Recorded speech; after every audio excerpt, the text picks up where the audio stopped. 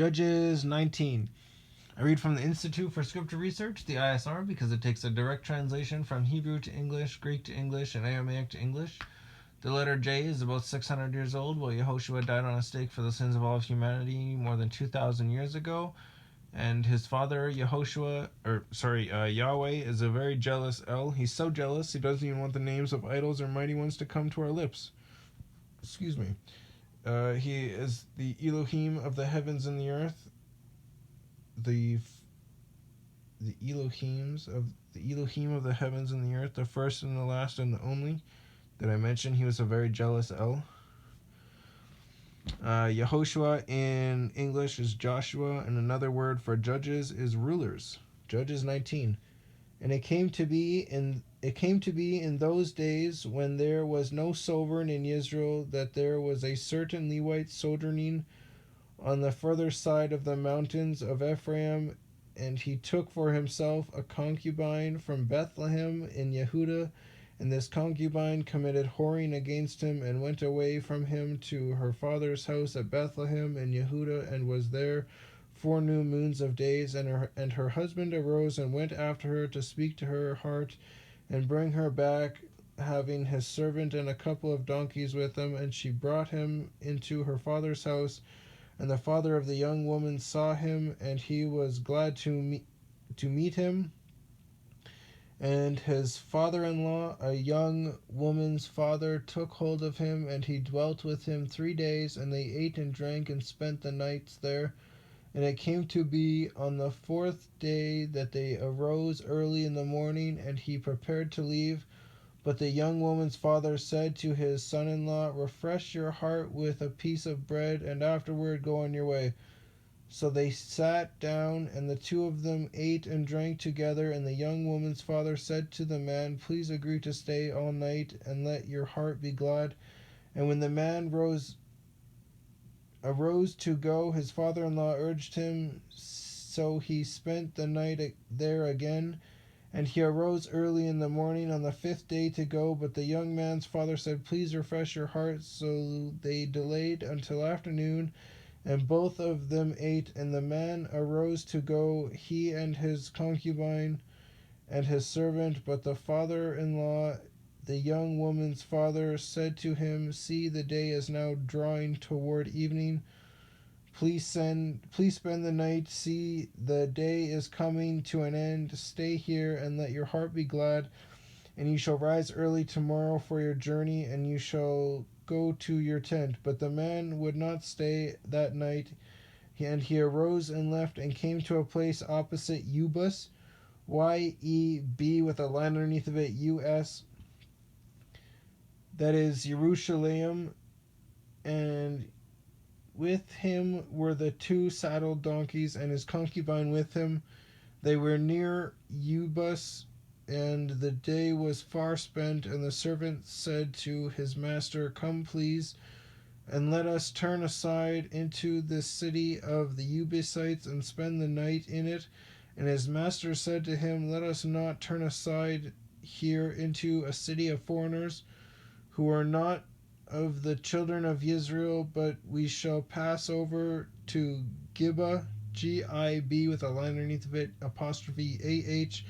And he said to his servant, come, let us draw near to one of these places, and spend the night in Gibeah or in Ramah. And they passed over and went their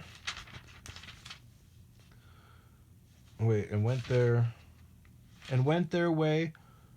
And the sun went down on them near Gibeah, which belongs to Benjamin, and they turned off there to go in to spend the night in Gibeah. So he went in, and he sat down in the open square of the city, for no one would take them into his house to spend the night.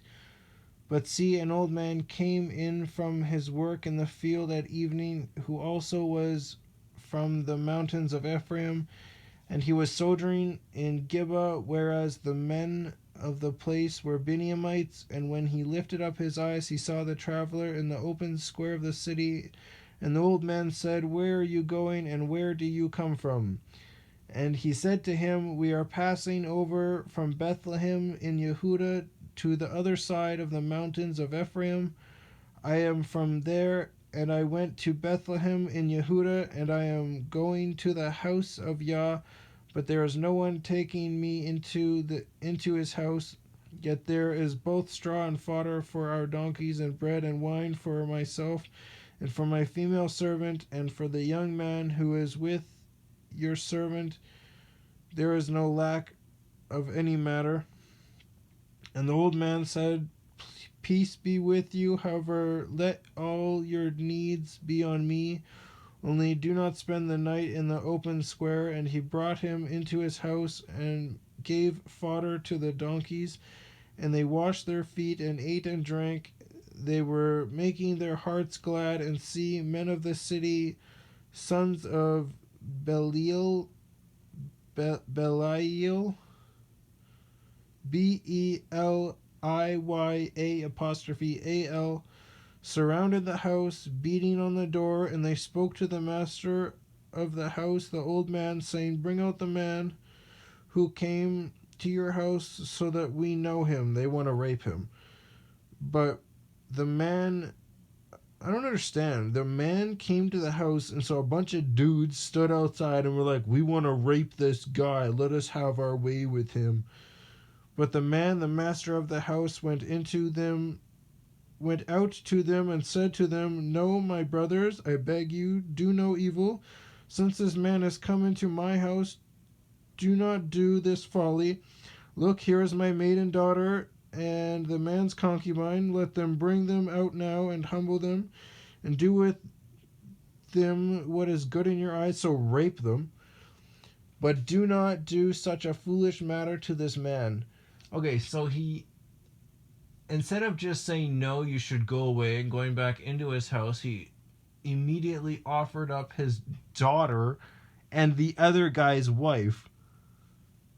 It's like, all right. I mean, you didn't really have that option to make that decision, but you just decided to throw the two girls to the curb.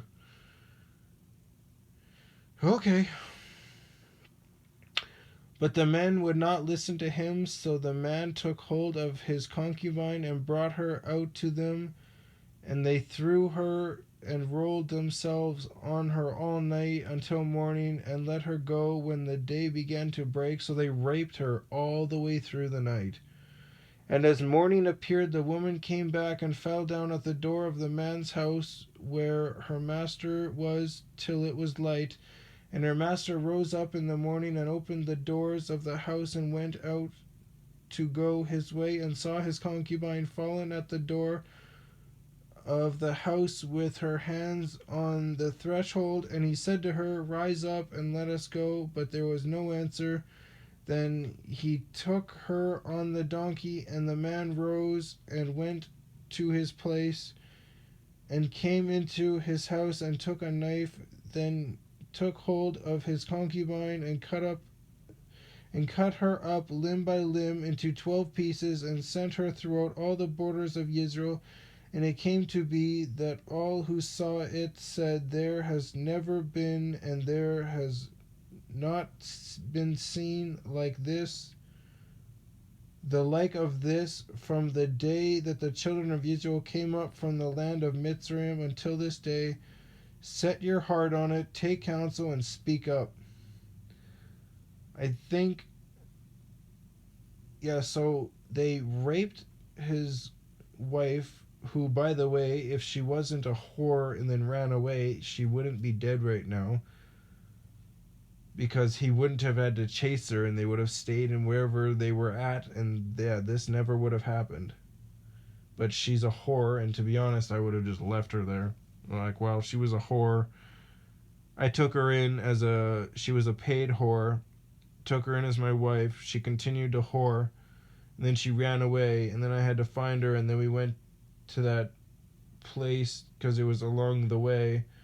And then that happened. See the dots being connected there? I'm not saying she got what she deserved. I don't say that at all. I'm saying that if she wasn't so foolish and whorish, then this wouldn't be happening.